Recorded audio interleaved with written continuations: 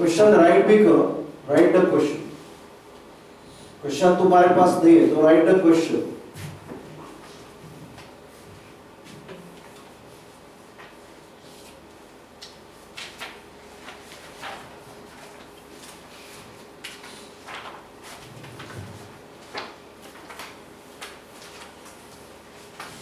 A bullet is to be fired with a speed of 2000 meter per second to hit a target, to hit a HIT, to hit a target of 200 meter away on a level ground. If G is equal to 10 meter per second square, then the gun should be aimed.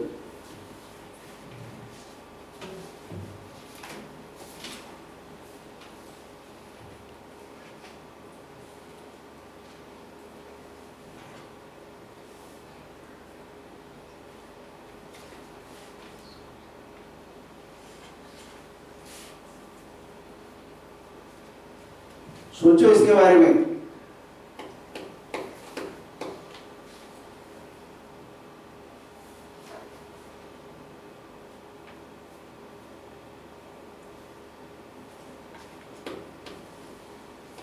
कुछ आया क्या है answer? पता इसने बोल रहा है, solve किया।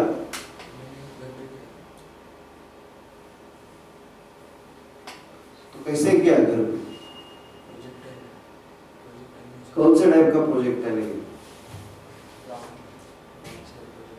ग्राउंड से प्रोजेक्ट है ये, मतलब गन ऐसे पकड़ा है क्या?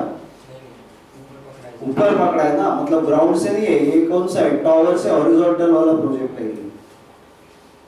और इधर तेरा टारगेट है। सर ते टावर की हाँ ते टावर की एक सकल। अरे उसने पूछा है ना, अभी क्या है, इधर टारगेट है तेरा, अगर ये उसको तो हॉरिजॉन्टली फायर कर रहा है तो ये ऐसे जाके ऐसे गिरेगा ना। नहीं पण सर तो टावर हे कसं करा? इथे कुठं काय दिलं नाही टावर नहीं ना, हमें ऊपर पकड़ रहा है ना, मतलब टावर के हाथ से पकड़ा है, ऊपर पकड़ा है, तो मैं बोल रहा हूँ कि उसको मतलब टावर पे पकड़ा है, ऐसे थोड़े है यार।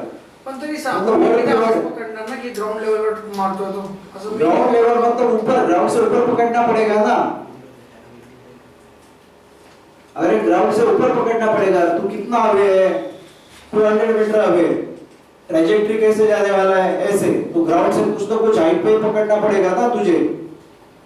सर पण तिला असं पण दिले की माणसाने पकडले, असं कंप्लीट फायर होते, असं पकडू शकतो, मग ग्राउंड लेवलनी फायर होते, काही पकडू शकतो। तो ग्राउंड लेवल में फायर हो, ग्राउंड लेवल से फायर केली हे पण पकडू शकतो ना। त्या हिशोबाने आन्सर येतो। पण हे कुठे दिले की हाईट वर आहे? ग्राउंड काय त्या हिशोबाने का आंसर येतो तुझं? डायरेक्टली हिट करना, डायरेक्टली हिट करेगा यार, इधर फ्रिक्शन है ना, बीच में ये रुक जाएगा वो। Sir 2000 metre per second speed. तो फिर क्या है, प्रॉब्लम क्या है? फ्रिक्शन कितना होता है पता है क्या? 200 मीटर पर सेकंड। तू तो मतलब फिजिक्स का तो मर्डर मार रहा है। तुझे पता है क्या कल्पना चावला क्यों मर गई?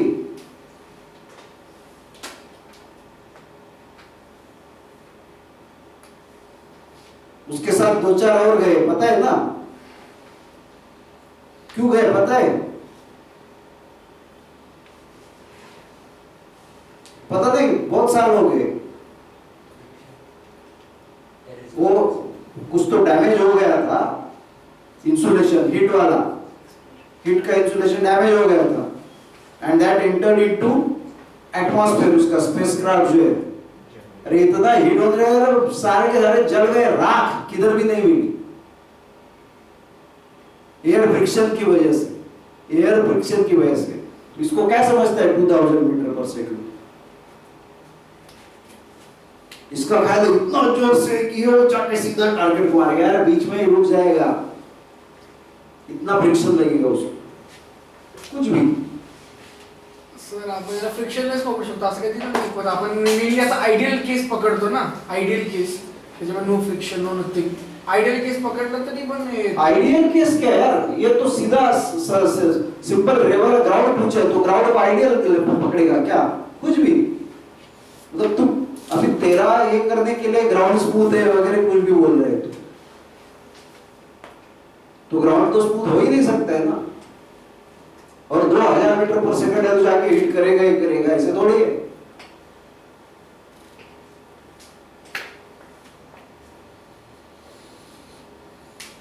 मतलब इधर से मैंने मारा तो इधर से मारा तो इधर रुक जाएगा बीच में।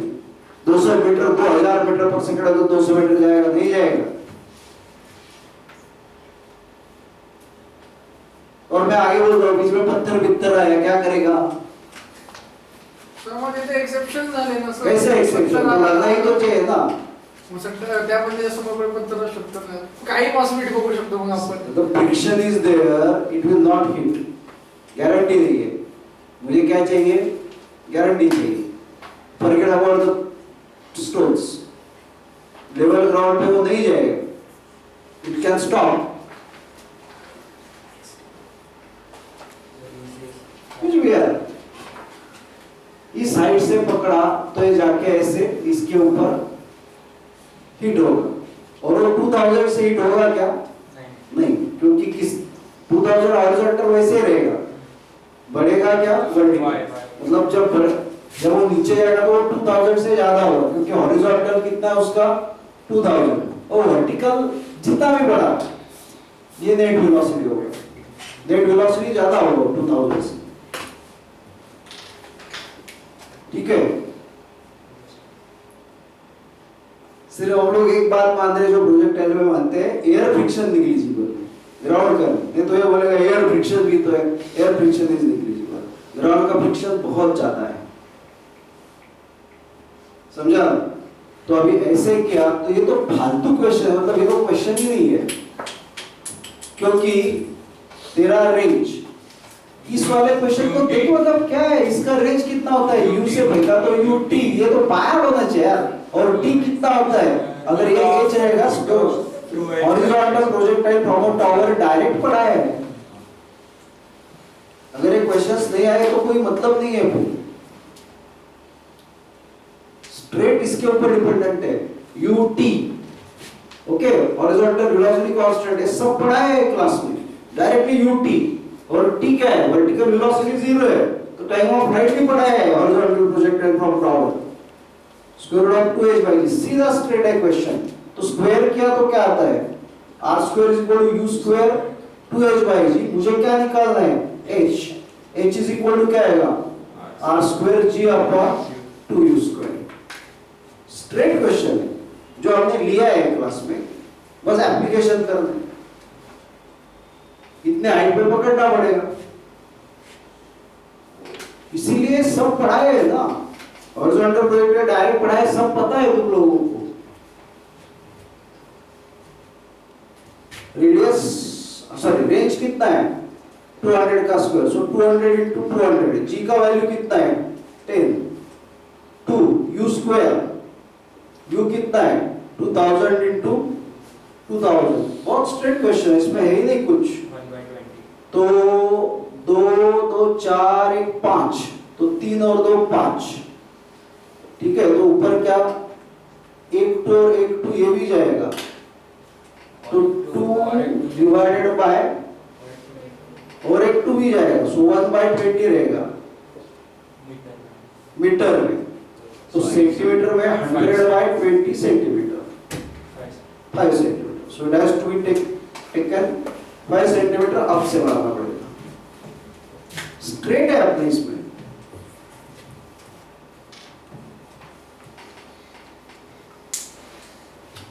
समझा ना? तो डायरेक्टली नहीं, 5 सेंटीमीटर आपको।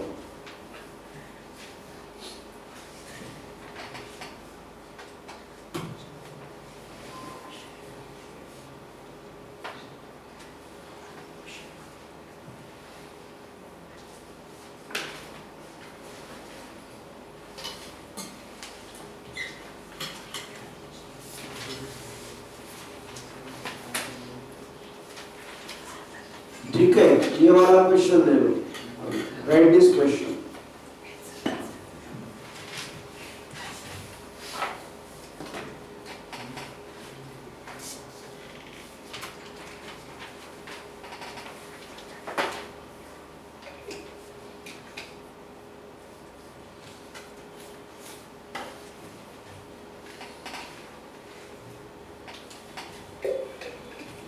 हमने ये वाला देखा अलग लिए थे, मतलब एक मंकी है, वो फ्री फॉल में आया तो गन कहाँ पे रखना चाहिए, तो डायरेक्टली टुवर्ड्स द मंकी, इस टाइप के क्वेश्चन 2 सॉल्व किए थे। नीचे से मंकी ऊपर है, यहाँ से फायर करना है तो मंकी को रखना चाहिए, तो कहाँ पे रखना है, सीधा मंकी की तरफ, इस टाइप के 2 लिए थे। ये वाला नहीं लिया था। ये वाला क्वेश्चन लिखो, right the question.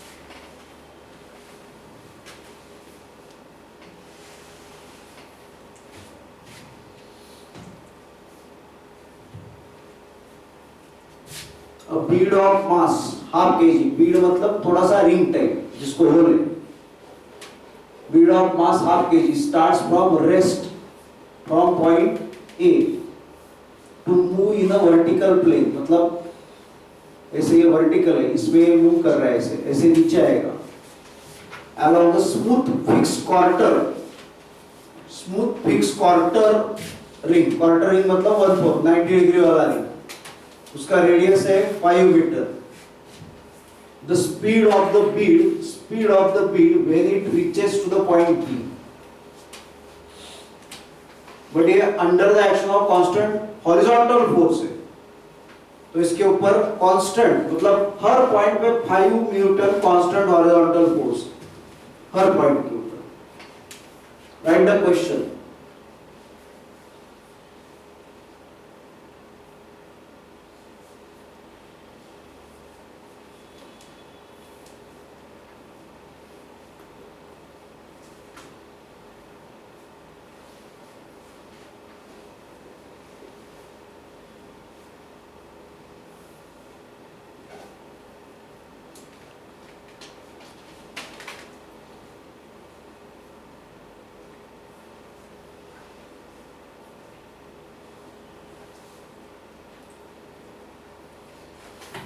And eight any point में बीच में बीड दिखाता हूं, देखो बीच में भी दिखाता हूं, ये बीच में ऐसे बीड आया देखो बीच में, और बीच में आया तो भी इसके ऊपर कितना हॉरिजॉन्टली फोर्स है 5 न्यूटन।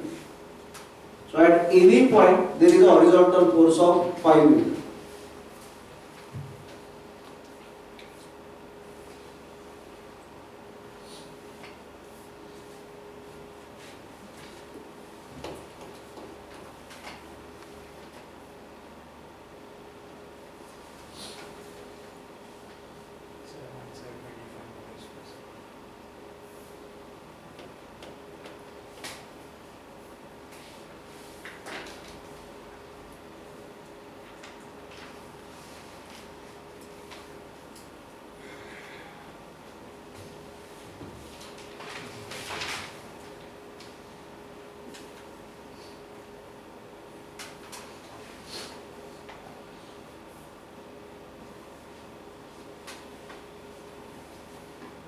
ओके, इसको हम लोग 2 तरीके से सॉल्व कर सकते हैं।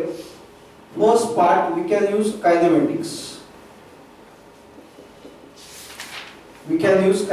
काइनेमेटिक्स से देखो कैसे सॉल्व कर सकते हैं।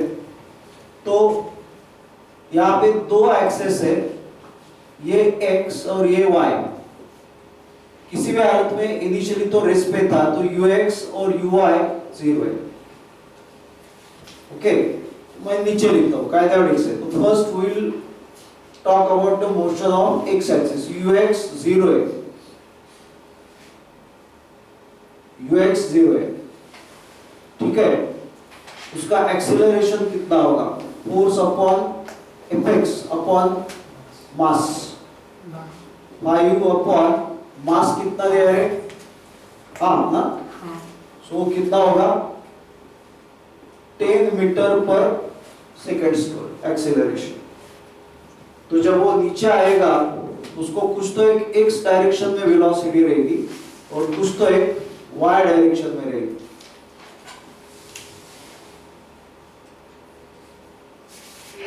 y डायरेक्शन में रहेगी, मतलब ऐसे किया जाए तो एक मिनट का भी क्वेश्चन नहीं है तुम्हारे लिए चला है, तो ये 10 metre per second square. Okay, तो ये एक्सेलरेशन आया, तो vx is equal to ux, but आपको टाइम पता नहीं तो ये तो हम लोग नहीं यूज कर सकते। So v square is equal to u square plus 2ax sx, vx square is equal तो vx square is equal to u square कितना है 0, 2 ax कितना है 10 और sx डिस्प्लेसमेंट है 5 है, वो ऐसे आया कैसे आया उसका मतलब नहीं, वर्टिकल डिस्प्लेसमेंट 5 है, सॉरी हॉरिजॉन्टल डिस्प्लेसमेंट 5 है, 5। तो vx स्क्वायर कितना है तेरा 100, करेक्ट ना? तो vx कितना है 10। सो इसका मतलब है जब वो यहां पहुंचा तो vx उसका है 10 metre per second, 10 metre per second horizontal displacement, okay, 10 metre per second.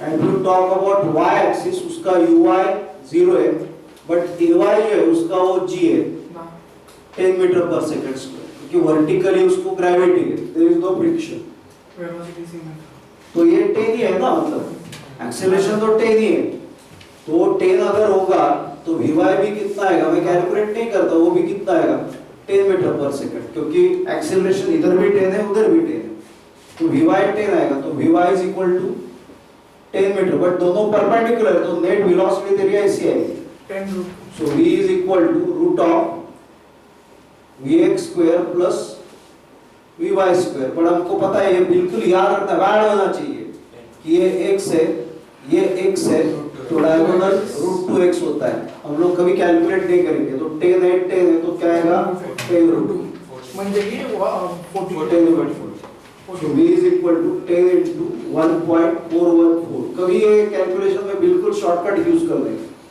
x root 2x diagonal, तो v कितना आया 14.14 मीटर पर सेकंड।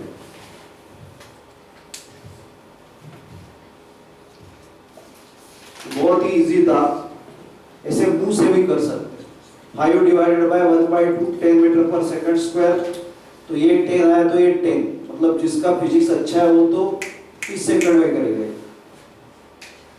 क्योंकि इधर भी 10 एक्सेलरेशन है इधर भी 10 एक्सेलरेशन, ठीक है।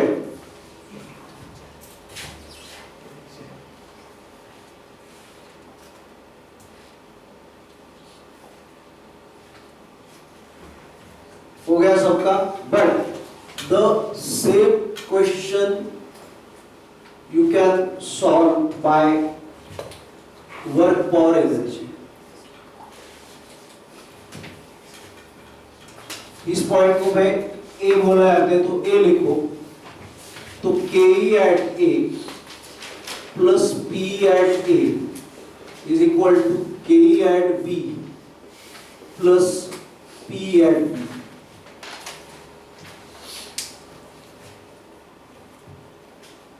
बट सिर्फ के से नहीं चलेगा, सिर्फ के से नहीं चलेगा, क्योंकि इधर तेरा ये भी फोर्स वर्क करने वाला है, ये सिर्फ ग्रेविटी के लिए था, तो ये भी फोर्स वर्क करने वाला है, so work done by m plus, so ये WF है या F है, F is equal to 5 Newton।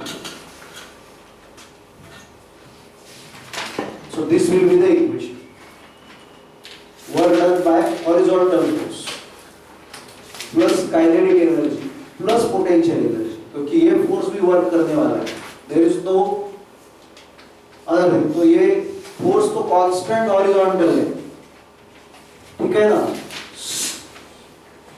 तो work done by force F multiplied by, अभी डिस्प्लेसमेंट कितना है, इतना है ना, करेक्ट कि नहीं,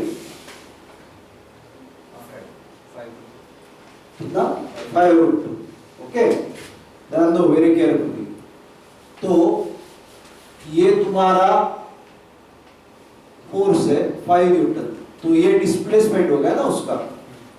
तो वर्क डन क्या होता है, फोर्स इनटू डिस्प्लेसमेंट. हम लोग WF कैलकुलेट करेंगे, कितना है 5√2, क्योंकि ये 5 है, ये 5 है, तो ये 5√2 आएगा.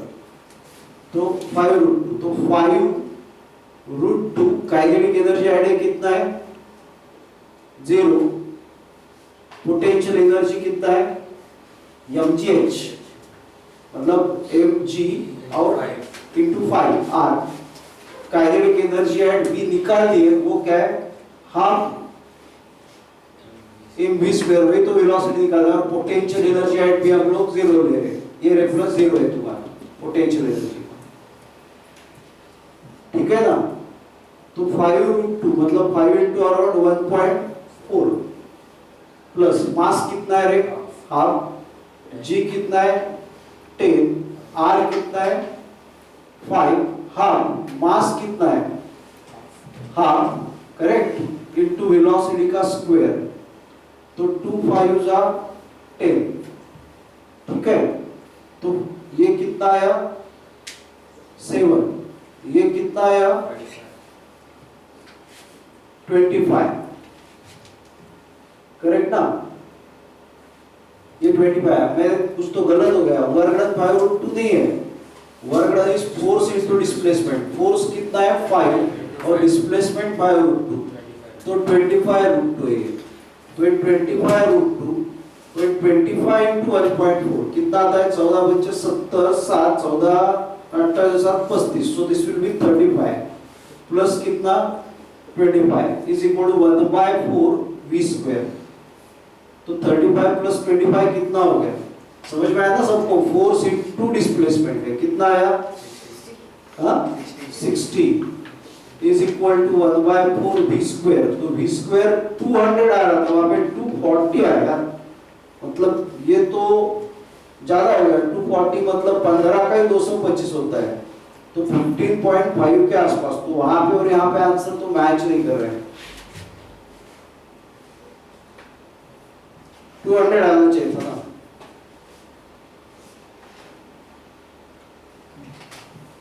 सर हाँ, इथं बोलले कंटिन्युअसली फोर्स अप्लाय होतोय, तर बी पॉइंट वर गेल्यावर फोर्स अप्लाय होणार का? अरे होणारच आहे ना. Till last the point force is there. पण ते तिकडनं ऍड करायचं का एंड मध्ये? नाही करू विचारतो क्या? कॉन्स्टंट फोर्स है. हां, तसं आपण फॉर्म्युला मध्ये घेतलं WF एक साइडला आहे, दुसऱ्या साइडला पण घ्यायचा का, आणि तो पण फोर्स ऍड करतो शेवटी. हाँ जो आपण WF एक साइडला घेतलाय लेफ्ट साइडला ए साइडला, तो त्या साइडला पण घेणार का, कारण तो पण वर्क क्रिएट करतोच आहे ना शेवटी. हां, क्या फोर्स होगा, कौन सा, WF कॅन्सल होतो. क्यों कैंसिल होता.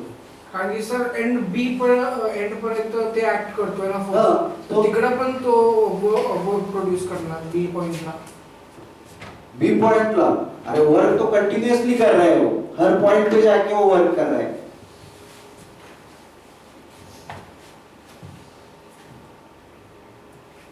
वर्क का डेफिनेशन याद है क्या रे? वर्क का डेफिनेशन क्या दिया था पहला पेज पे. एक काम करते हैं यार, इधर है क्या देखते हैं.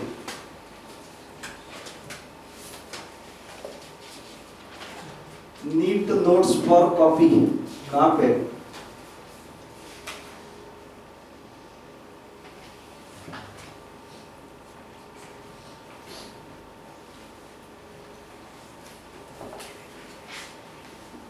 वही बराबर मैंने यहाँ पे नहीं कॉपी किया. क्या दे रहा था work force multiply by displacement. क्या क्या क्या था कंपोनेंट ऑफ फोर्स छोड़ो, फोर्स मल्टीप्लाइड बाय व्हाट. अरे कैसे यार तुम लोग, ये डिस्प्लेसमेंट इधर हो गया, फोर्स इधर लगाया, तो फोर्स का ये वाला कंपोनेंट लेकर आना पड़ेगा. तो W इज इक्वल टू क्या होता है Fs cos थीटा, या मतलब S multiplied by S multiplied by ये F है तो इधर क्या है F cos थीटा। सो F cos theta into S, या तो उसको उल्टा भी लिख सकते हैं S मल्टीप्लाइड बाय या F multiplied by S cos theta. So it is force multiplied by component of force in the direction of displacement. Displacement इधर है, फोर्स इधर है, तेरे को क्या करना पड़ेगा, ये लाइन देना पड़ेगा। ये तेरा डिस्प्लेसमेंट है, सीधा लाइन मारिए, this is the component of और this is the displacement in the direction of force. कितना है,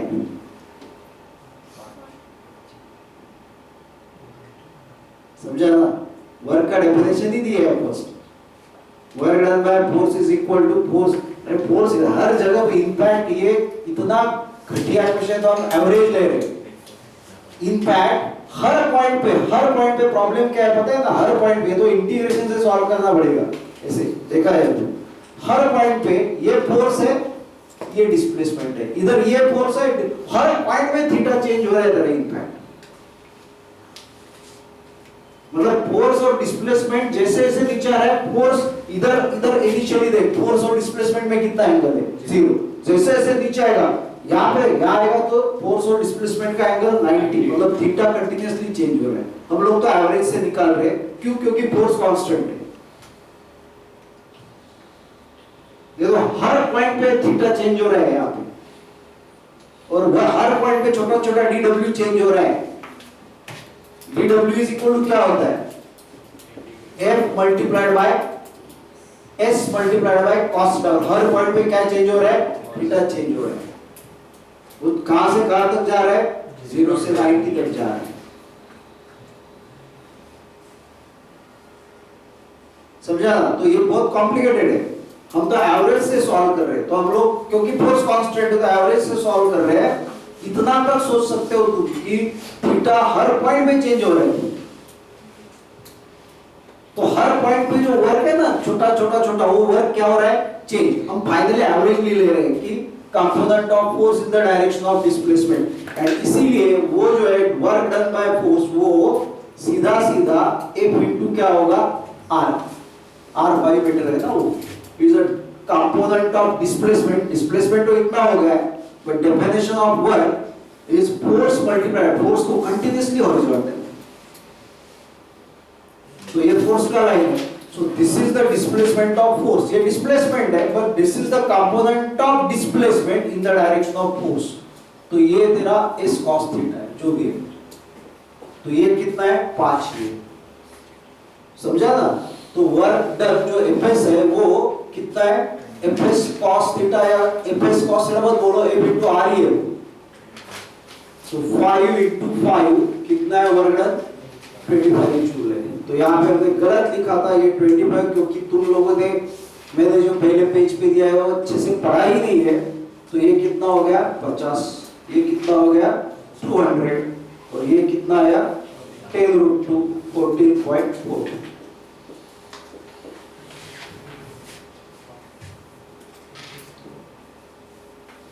समझा?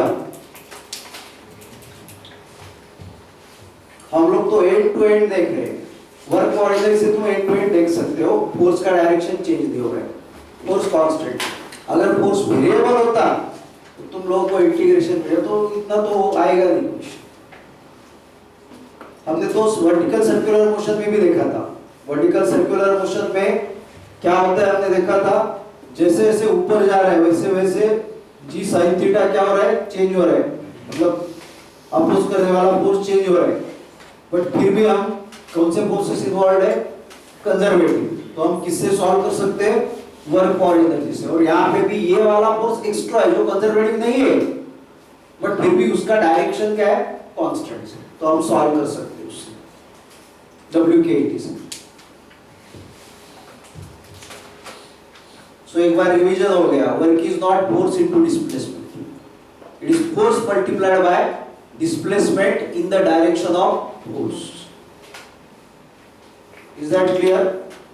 और यहाँ प्रॉब्लम कितना कॉम्प्लिकेटेड है ये भी मैंने बताया, हर पॉइंट पे थीटा चेंज हो रहा है, इतना कॉम्प्लिकेटेड प्रॉब्लम।